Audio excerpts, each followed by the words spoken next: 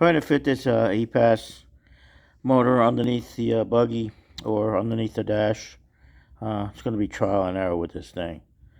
I'm going to have to move the ignition switch, which is right there, over to the right about 2 inches, so I can clock the motor up as high as possible, so I can fit the Epas just underneath there. It's not close, but that's where I want to put it, and that's where the column is going to sit, and I have to line everything up. So I just put that under there for now. It's bungee cord. These things are kind of heavy.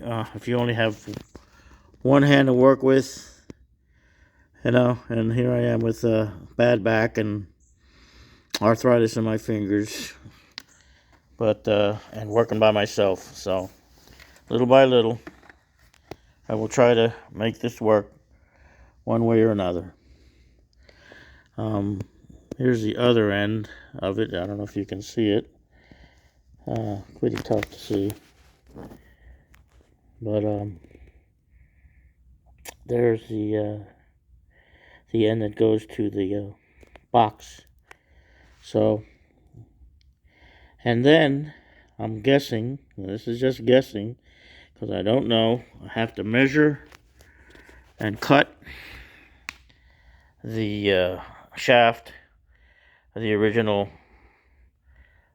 steering column.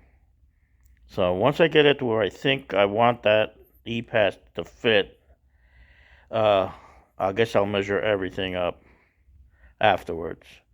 All right. To say that this is a bit of a project is an understatement. For me, anyway. All right. To be continued.